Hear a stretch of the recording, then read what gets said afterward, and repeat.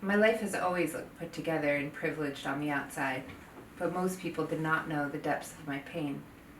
Ever since I was a kid, I was tall and pretty with legs for days. The world noticed me, and I constantly got attention and compliments from others. No one seemed to realize that the more attention I got, the more I wanted to hide in a hole and never come out. I hated being in my body. I didn't want attention. I didn't ask for it. I could never live up to the pressures of what society assumed and wanted of me based on my looks. It's when I started to hate my body. On top of what I looked like, I came from a well-off family from the suburbs. My parents loved each other and did humanitarian work. A pretty girl from the suburbs with loving parents didn't deserve to feel pain when there was so much other suffering in the world, so I shoved it down inside. I remember one day in middle school, I got called out by some tough kids in school. They called me a white bitch, a Jewish American princess who thought she was better than them. I was devastated. They had no idea how deep my pain went, how much I was suffering too, how much I wanted them to see that in me and look past what they saw on the outside. In a drastic effort to show these girls that I had pain too, I decided to share my suicidal notes and thoughts during health class. Alarm bells went off. My parents were called. From that point on, I was in and out of therapy in groups, all to help me work through my pain. I found myself drawn to kids who had more of an outward struggle in life. Divorced parents, broken homes, runaways. It felt more comfortable to be with them. I saw them. I got them. I was them, even though I didn't look like them. I started dressing slutty, driving fast, drinking and smoking as a way to numb my pain and fit in. At some point I learned to manage my suffering, or at least get the attention off of it, by getting good grades. I thought that if I did well in society standards, no one would realize how sad I was. And then one day it all came crashing down. I was in Mexico on spring break when I got the call. Stephanie, your brother died in a snowboarding accident. It was March 27th, 1999, 4 days before my 19th birthday. My brother Jason was my idol. In some weird fucked up way, through his death, he gave me this gift. His death validated my pain like a badge of honor. Finally, I had a reason to be sad. Every day for 10 years after he died, I found a way to bring it up to some stranger to let them know what happened. With each condolence I got, it was like a quick fix of validation. I finally felt seen. His death also gave me the gift of choosing to live. If we could die tomorrow, then why not live it up? I had no choice but to live big. It was this mentality that carried me through my 20s. By the time I was in my late 20s, I was making 6 figures, advising people who were twice my age and traveling all over the world. From the outside, I had it all together. Once again, despite my outward appearances, my inner life was still suffering. This time it was for other reasons. I didn't trust myself. I felt inadequate, lonely, still feeling the immense pressure of what a girl like me was supposed to be like. The truth was that beneath my success, I was afraid I was gonna get found out. I felt shameful that I was never going to live up to the potential of what society wanted of me, or my big dreams. I felt embarrassed that a girl like me, who appeared so confident, wasn't at all. I had done such a good job at managing my life that no one knew this part of me. I had an image to uphold. I pursued coaching as a way to explore my own inner world as well as help others with theirs. After I had my son in my 30s, my inner life came more to the surface and I couldn't hide parts of me anymore. I wanted my son to see what a truly confident woman was, not one who was pretending. I went to my first women's circle and began surrounding myself with women who are on this journey too. I finally felt at home and I could be me fully, happy, sad, messy, all at once. I didn't have to hide the parts of me. I had never felt so free and celebrated. How did it feel to read that out loud? Better than I thought. Before you read that, you were telling me that you were really scared. What were you scared about?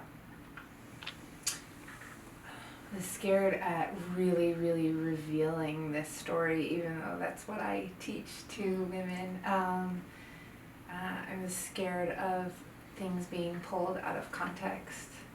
I was scared of people misinterpreting my story. In many ways, it seems like that fear is the same fear that you brought up over and over again in your story, right? It's like, who am I to complain when I have all these outward things? Yeah. Totally. Yeah. Playing it out again. And earlier today when we were talking, you were saying that just recently you've started to put yourself out there, you put your face on social media. Where do you think this is coming from? Because you've been a coach for a while. Mm-hmm. Mm-hmm. I've always been a behind-the-scenes kind of person. I really continuously told my story, and there's absolute truth to this. I love watching people get uplifted and find their path and find their passion, and it wasn't about me, it was about them. And I think in an effort, or in that story of, it's not about me, my work is about them. It's not about me, my work is about them. I was missing myself in the equation. And now I feel more ready and more bold I really believe I have a big message to share, a contribution to add, and if I stay silent and stay quiet, the world's not going to hear it. When you were talking about your past, even just from the very beginning, feeling like you didn't want to be seen, where do you think that came from? Was there a trigger moment, or it was just something you always grew up feeling? So when I was always been really tall, and so when I was 5, I looked 10, and when I was 12, I looked 18, I looked this, so I often got looks and assumptions that I was older than I was, and so it was just, I was very awkward and uncomfortable. I was an incredibly shy kid, so it's just, I was shy, a big shyness, I think. And that's really interesting because of the work that you're doing now, which is all around empowering women to feel feelings, to tap into their pleasure and sexuality. Tell me about that transition. On how to feel my feelings. Yeah, well, first of all, how to feel my feelings. Yeah. I think when I was describing in the story, like the first time I really, I want to say right now, call myself out, right? Like, I don't have it all together, and this is the part I'm really scared about. And this, I can, like, once I started to bring it to the surface and be truthful with where I was at and where I was feeling, it didn't take hold of me. So I realized the freedom in being honest with how you felt. And I want to bring that, I want other women to experience that. You know what was really interesting is when I saw you for the first time with your hat, and I have some hats like that as well back home, but it's and you'd introduced yourself talking about how you help women tap into naughtiness, and that's one of your key words, and especially the work around sexuality where there's a lot of shame, that it was actually surprising to me that you were really nervous to share this story, like a deeply personal thing, because sexuality is so deeply personal. But the other thing is that it's similar to myself, where people would always say, but like, you seem so confident. Yeah. And how is it that I actually had a previous podcast called Enoughness, which is all about exploring my own issues, never feeling good enough. Yeah. And so it is true that it's never what it seems like on the outside. Yeah, what's so interesting in just hearing you say that is like, you seem so confident. That just reinforces you're supposed to show up a certain way, well, at least for me, you know, like I have had similar sort of reflections back at me, and so then it's like, well, then I can't tell them that I'm sad or crumbling in this area or whatever, so it's just it's an uncomfortable place to be in, I think. And what I heard over and over again in your story was this feeling of like undeservingness to be able to feel whatever it is that you felt. Yeah, I grew up with and still have loving and humanitarian parents, and so my parents run a nonprofit. My dad was very involved with USA for Africa when I was very young, and so from a very young age I was really exposed to the suffering in the world, and so it was like, you're privileged, you can't suffer because look at what's around you, right? And so it's like so that's where the deservingness came, right? Mm. Like, who am I? Who am I to feel this way? I should be happy with what I have. Mm. How do you think that you can change that? You know, you have a son now. How do you give kids who are born with privilege that feeling of like appreciation and gratitude rather than undeservingness? Can you ask me that? Yeah, so it's so you grew up with love, Yeah. right, in a good family with exposure to worldly issues, but you ended up feeling like you didn't deserve things and you started feeling shame. Yeah. So how do you raise a child who does grow up in a privileged home without those feelings and actually feeling gratitude for their life and the ability to feel things? Yeah, well, I think I'll answer that in a few ways. One is I really work at, I'm conscious about letting my son feel his feelings and not saying things like, go to your room until you feel better, until you stop crying, or things like that. So I really try to honor his feelings because, and all of them. Mm-hmm. It's not just when he's being a good boy, right, or acting good. It's really like, you're mad, and I try to really get on his level and encourage the feelings so they don't get stuck inside. Mm. And then, did you say the second thing? Maybe. There's probably a million. And I want to talk now how you became a women's sexuality and leadership coach. How did that come into your life? Yeah.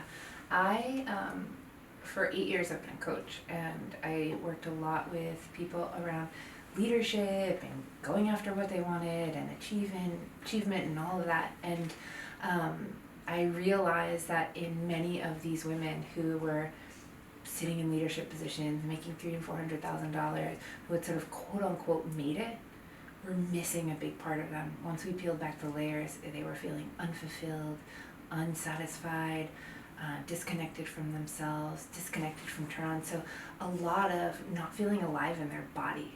And I see sexuality, it's not just, let's have better sex, right? Maybe it is, but maybe it's not. I see sexuality, and for me, and the way I bring it into my practice, as feeling comfortable with your emotions, feeling good in your body, allowing yourself to feel present, dropping into your body, being more aware of how you feel, being clear on your desires, and whether those desires are in the bedroom, or those desires are about asking for a raise, knowing how to think about your desires. And so there's a lot of connection for me around how women feel in their bodies to how they lead.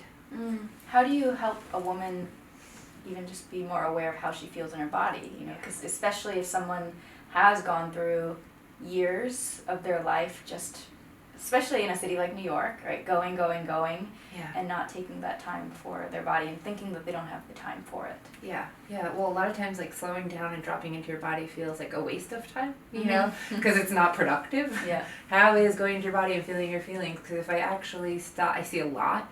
If I actually slow down and stop, it will bring up a lot of feelings that I don't want to feel.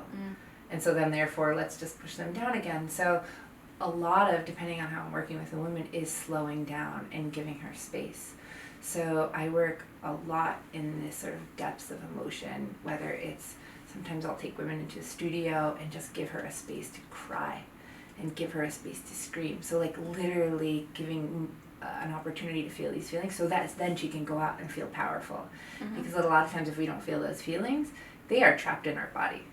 Our trauma is trapped in our body.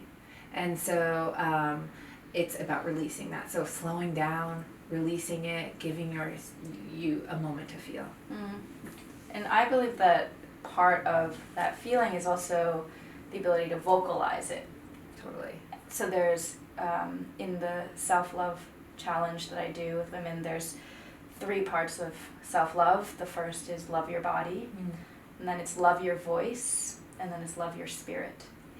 And it's interesting because so much shame starts with body because of the way we've been programmed to think about it. But then as you're going through it, it's like we're already so like in our heads. So it's like sometimes just the ability to even vocalize it and be at peace with the sound of your own voice and the words that are coming out of it, that's how you start getting your power back as well. Totally. Even like looking in the mirror and saying, I love you. And looking at your body in all its curves and all its shapes and just being like, wow, like you are amazing. You are amazing. And just like reprogramming. I think we have so much self-hate and so much self-criticism and so much self-disapproval that it feels normal. And it's like, all the ads and all the things in society are even like reinforcing that. So a lot of times we don't even realize the talk that we say inside. So it's literally reprogramming. Yeah, it's funny because also literally today we're on day 4 of this challenge, and it was a mirror exercise. Oh. So yesterday the women wrote down their mantras, and I have a format for it that ends with, I am a fucking blank. Yeah. So we've got like powerhouse, I'm a fucking force to be reckoned with, and it's and as they're doing a body scan today in the mirror exercise, it's like pause at the parts where you're feeling like you immediately have that critical response, and then say the mantra and notice how many times you have to actively flip that switch. Yeah, and I would even say, to add to that, right, is noticing the triggers that happen in your body. So thoughts are right in our cognitive brain, but what happens is a lot of our trauma and a lot of our programming is in our subconscious and in our unconscious.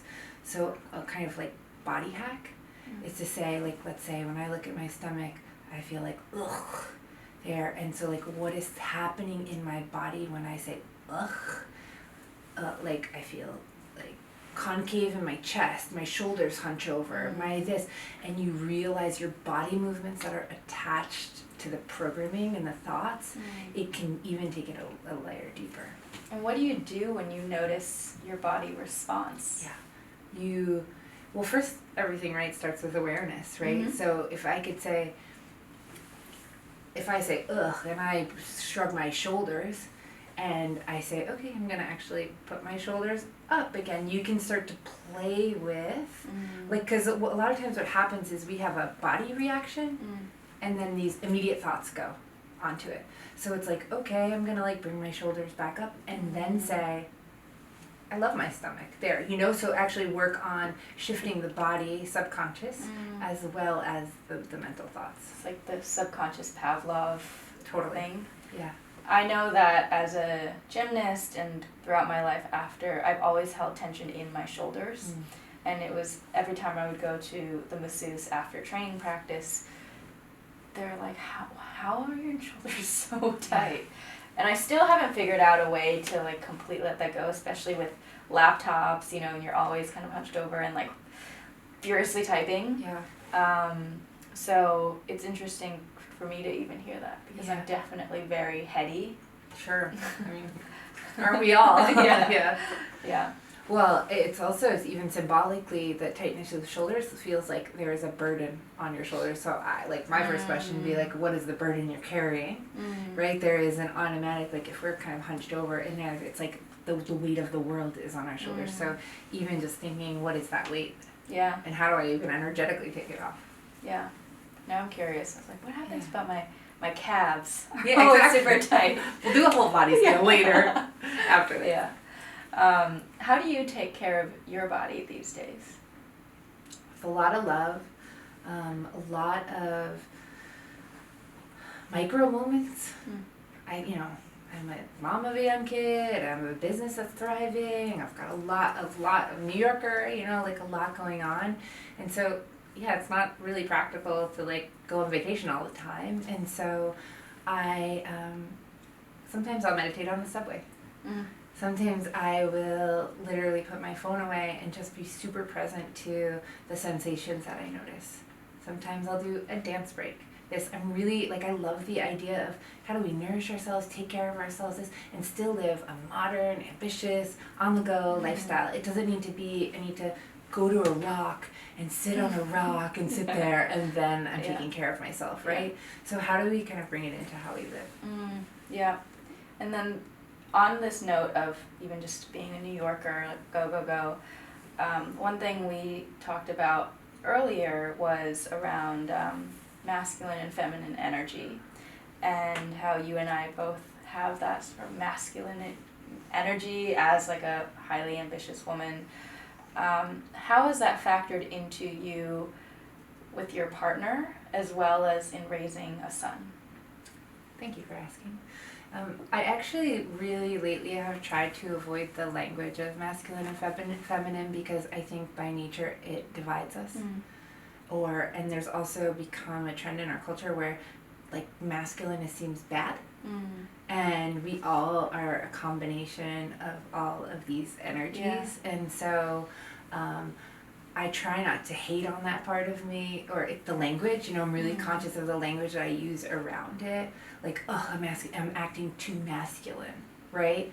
It's like it's starting to say like, A, masculine is bad. B, this, which I don't think it's true. It's like the energy of productivity and getting stuff done and effectiveness and linear thinking is very helpful at times, right?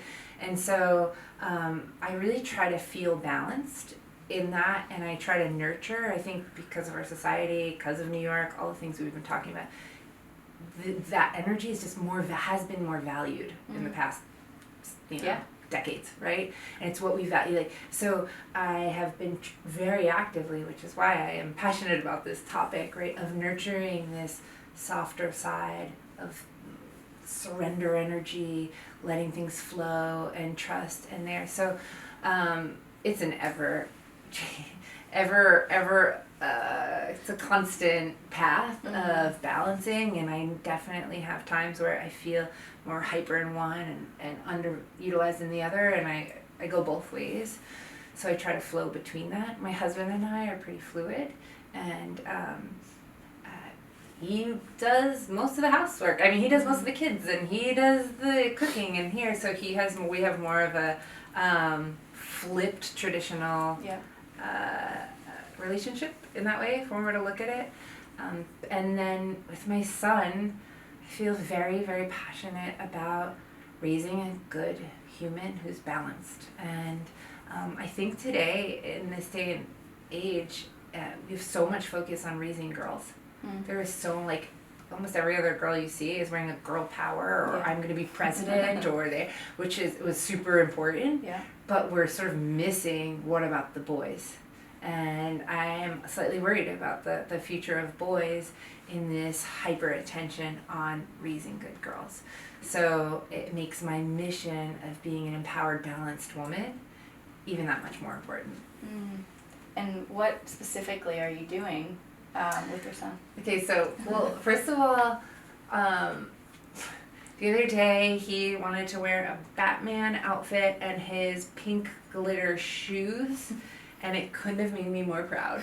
Like, I am nurturing his feelings. Like, he has this one shirt that he loves to wear because he feels like he can twirl. It's a shirt with a skirt where he can twirl. And I really, any moment that I allow and celebrate all of those things. Like, on the flip side, I was speaking to a friend whose daughter is about to have a baby, and she was like, yeah, he's already going to be a football player, right? So I really try to make sure that I'm following his lead into the human he wants to become. I love that. I find myself, the other day I was, I do Krav Maga, and then I also do boxing. And I finally understood what it was like to hit things. Feels the good, way, right? It's like the way men always talk about, like hitting, and that's why you see so many men boxing. And it's always been a very like masculine kind of like MMA. I boxed for 4 years actually. And so I've just been super, just like overworked and stressed, all those things at the beginning of your craziness gives you. And it was the one time in the 2 weeks where I think my mind stopped thinking. And it was like a 10-minute period where it just blanked out. And when I came back, I was like, wow, like I haven't meditated at all, but it's like I've been thinking so much that even this has been meditative, but it was like meditative in so much as just hit the thing. And I have learned to be, I think, using the language of masculine, feminine, like really proud of that side of me, the productivity, the efficiency, the get shit done, which also is something that I used to be tired of hearing. People would always say like, oh, she works so hard. And I was like, I know I do, but I'd almost start feeling ashamed of that. But then at the same time, on the more feminine side, that was the side that made me feel small. Because it was the side that was weak, right? Like soft and indecisive and all these other things. But what's been interesting is since I've been cultivating this powerful part of me that is just a woman, even decisions, like I've always said to myself, I'm really indecisive. In fact, on Facebook there was back in the day, it's like 10 years ago on this day, they had that flashback, and it said, and it used to be status updates, and so it said 10 years ago today, I had written a status, Lisa is really bad at knowing what she wants. Like that had been a public thing I had put on my status, and I was like, wow, things really change. But that, interestingly, it was the willingness to tap into that softer feminine side that said, you know what, maybe it's not that I'm a bad decision maker, it's just that I make decisions differently. Exactly. And it takes sometimes more time because I want to understand the various aspects of this, but it doesn't make it wrong that I can't decide on the spot every time. Sure. It's like, exactly, that's a perfect example of the shame that we put on ourselves, right? For not, somebody the other day told me that women are really good at circular thinking. And like sometimes we have to talk a bit before we get to the point because we're thinking it out loud and we're thinking it through and we're thinking this, yet we see that as a weakness when it's actually our skill. But so it's just like, again, there's so much self-talk in what we see on the things that we're naturally good at.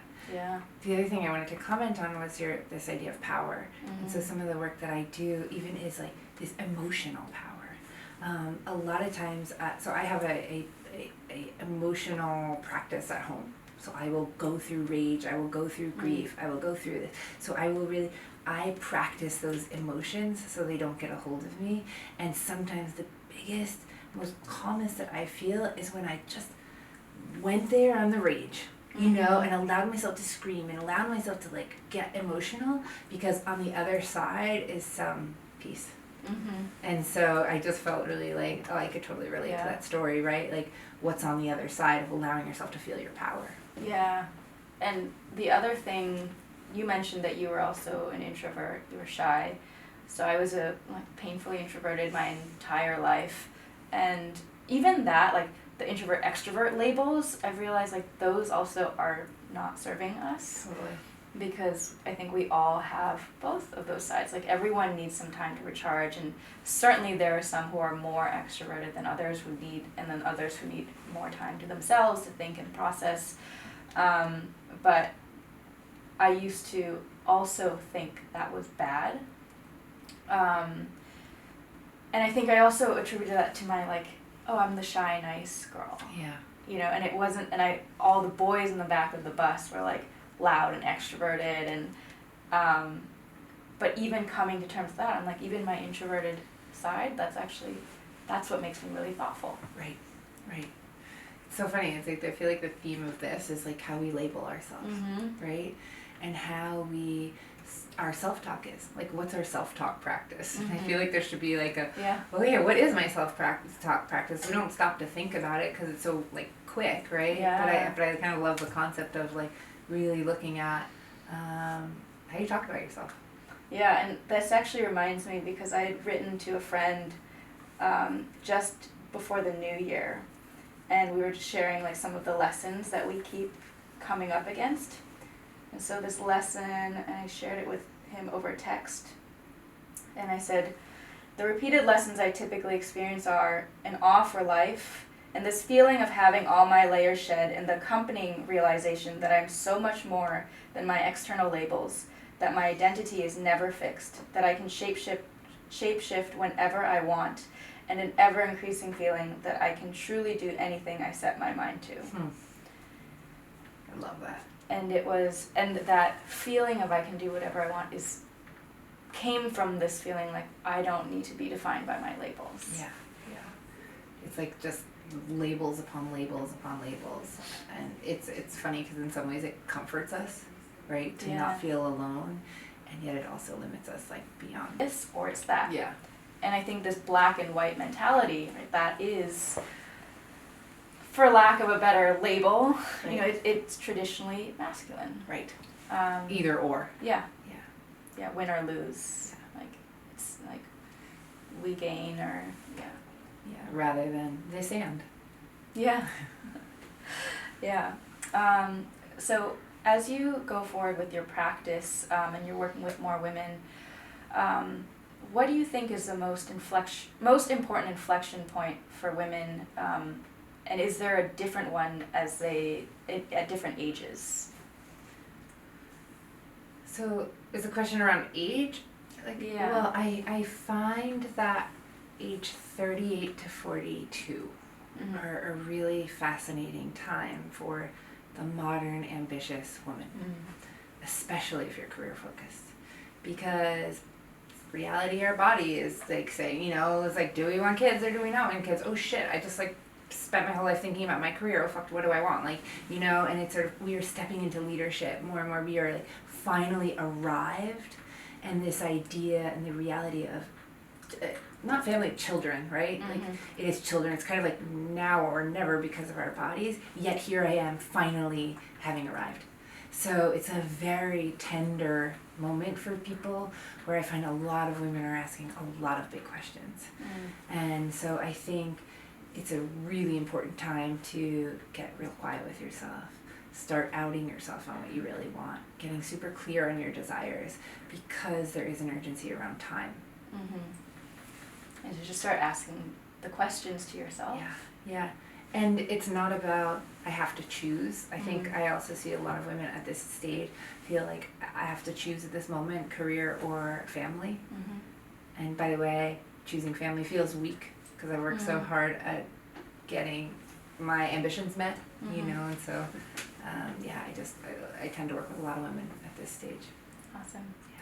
Thank you so much. Thank you. And last question for you. What does it mean to you to be a woman? Whew. Good question. Creator of lives, creator of my own life, to really be tapped into my sensual side, to allow myself to feel so big, to be a lover of life, to be a community builder, to be a woman who can nourish myself. And we are life creators whether we choose it or not. Awesome. Yeah. Thank you. Thank you.